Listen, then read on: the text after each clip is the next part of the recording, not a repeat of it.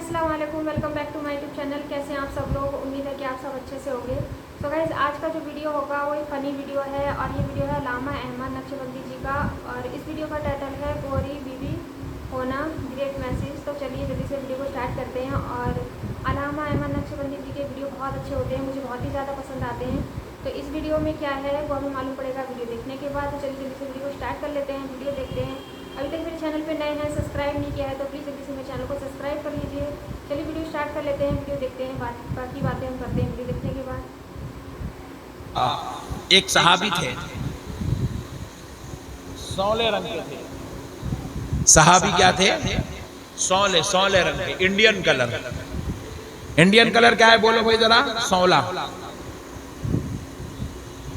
देखो यहाँ इतने लोग बैठे हुए, वो भी व्हाइट लाइट के नीचे, मगर गोरे कोई भी नहीं दिख रहे, सब सौले। मगर पट्ठों को ख्वाहिश है बीवी गोरी होना।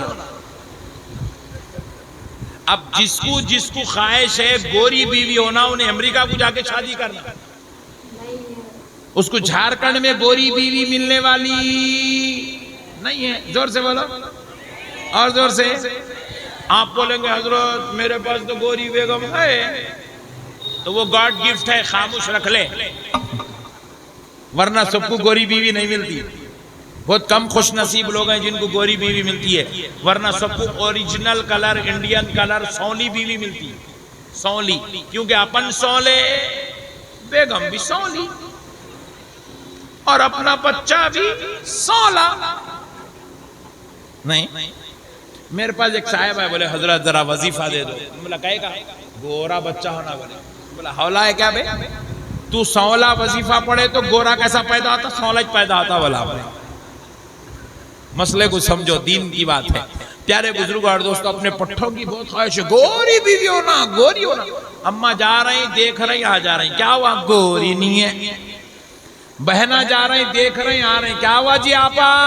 गोरी नहीं है। अच्छा, फिर जाके देख रही कौन? जो काली है।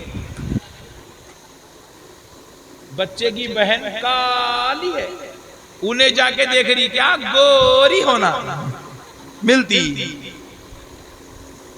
नहीं मिलती। मैं बोला आपा आदर तुम हल्लू बोलो, कहीं भाईजान सुन ले के तुम्हारा छोड़ देंगे, वो अलग मुसीबत। बोले तू अपने भाई को गोरी देख रही, मैं को काली, कहीं को नहीं होना। बोले तू मुश्किल हो जाता। इसलिए जिसको गोरी बीवी होना, अमेरिका को जाके शादी करना। जिसको इंडियन कलर होना, उन्हें कहीं भी कर सकता है इंडिया में। बहरहाल आइंदा से ये गोरेपन की ख्वाहिश निकाल दो। ये गोरेपन की चक्कर में हमारे झारखंड में, ये आपके बोकारो में, रांची में कई ऐसे वाकयात हुए। ये बेवकूफ़ ख्वाहिशात की वजह से हमारी बच्चियां घरों में बैठी हुई हैं।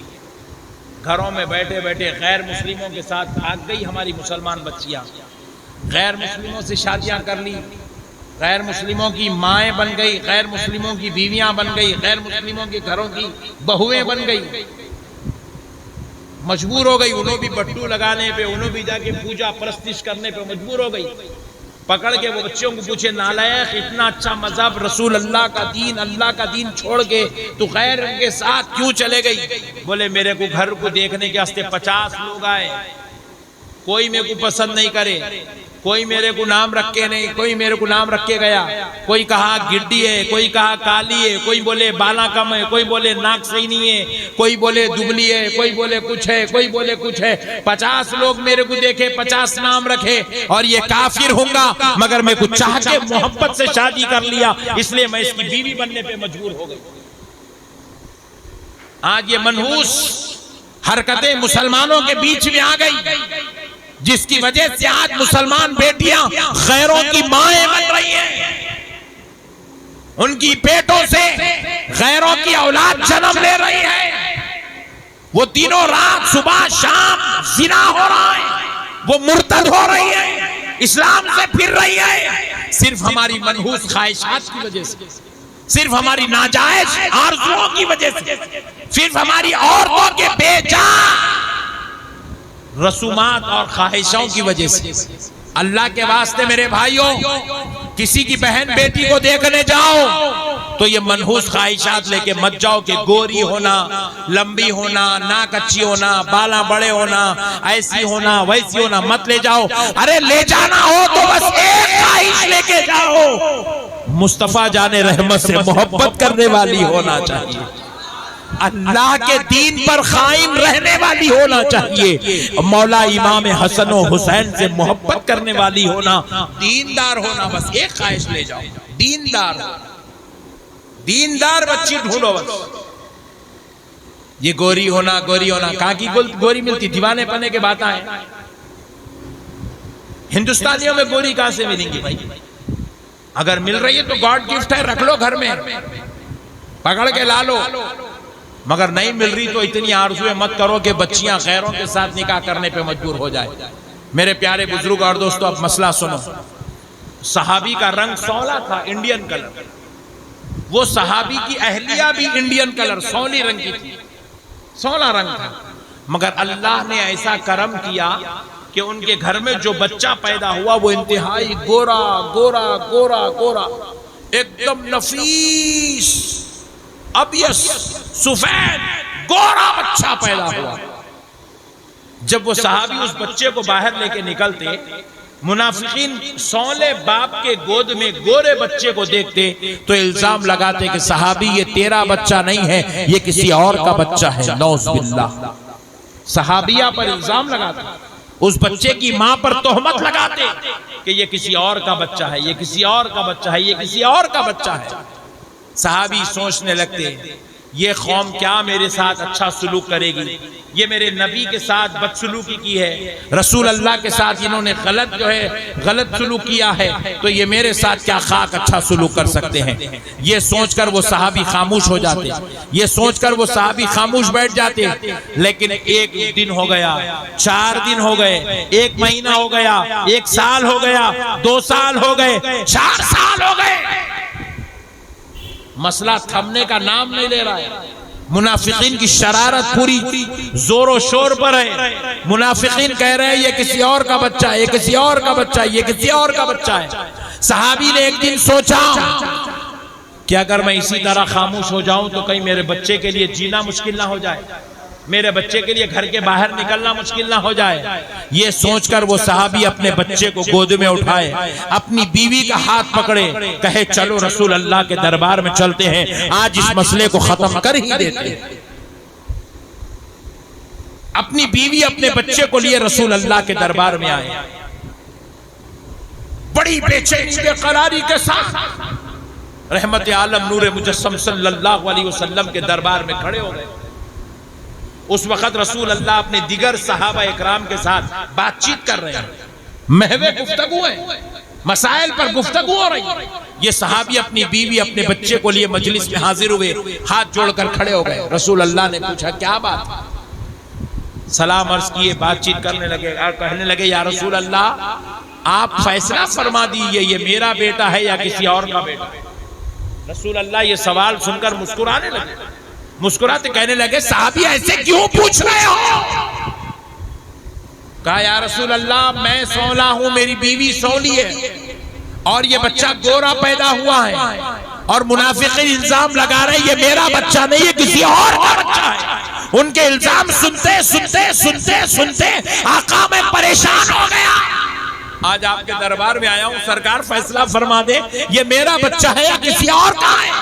صحابی نے کہا اچھی بات ہے، رسول اللہ نے کہا صحابی بیٹھ جاؤ، صحابی بیٹھ جاؤ۔ حضور نے ان کو بٹھا دیا مجلس میں بیٹھ، اور حضور پھر سے اپنے صحابہ سے بات چیت کرنے میں مصروف ہو گئے۔ یہ صحابی بے چین ہے، حضور گفتگو کر رہے ہیں۔ اسی اثنا میں، اسی وقت میں حضرت امام حسین حجر عائشہ سے نکل کے تشریف لائے۔ امام حسین کو جیسے ہی دیکھے پورے صحابہ اٹھ کے کھڑے ہو گئے، ادب حسین کے لیے صحابہ کھڑے ہو گئے، میرے حسین کے ادب کے لیے صحابہ کھڑے ہو گئے۔ پھر یہ جو صحابی اپنی بیوی اپنے بچے کو لے آئے تھے یہ لوگ بھی کھڑے ہو گئے، صحابی بھی کھڑے ہو گئے، ان کی اہلیہ بھی کھڑی ہو گئی، ان کا بیٹا بھی کھڑا ہو گیا۔ امام حسین آئے، حضور کے گود میں بیٹھ گئے، हुजूर की रेश मुबारक का दाढ़ी मुबारक से खेलने लगे। हुजूर की दाढ़ी मुबारक से इमाम हुसैन खेलने लगे। हुजूर इमाम हुसैन को बोसा देने लगे, चूमने लगे, चाहने लगे, अपने सीने अख्तस से लगाने लगे, कभी गाल मुबारक कभी गले मुबारक को चूमने लगे। इमाम हुसैन सरकार के गले अख्तस पे पकड़ने लगे। अरे ये नाना नवासे का प्यार चलता रहा। कुछ देर बाद इमाम हुसैन वापस चले गए। फिर साहबी अर्ज करने लगे, या रसूल अल्लाह, आका अब तक सब्र कर सकता था, अब तक सब्र कर लिया, अब सब्र नहीं हो रहा है। सरकार आज फैसला फरमा दे, ये किसका बच्चा है? तो आमिना के लाल ने कहा, साहबी जा जा ले जा, ये तेरा ही बच्चा है। सहाबी उठे, झूमने लगे, रश्क करते हुए सरकार के कदमों में गिर गए, कदम मुबारक को चूमे। फिर उठ के बैठ के पूछने लगे, या रसूल अल्लाह, आपने कह दिया ये मेरा बच्चा है, अब तो ये मेरा ईमान बन गया, ये मेरा बच्चा है, मगर मेरे आका बाहर निकलूंगा, मुनाफिकीन ताना देंगे, गला पकड़ के बोलूंगा, नहीं नहीं ये मेरा बच्चा है, मैं इसका बाप हूं। मेरी माँ का अगर वो पूछे दलील क्या है,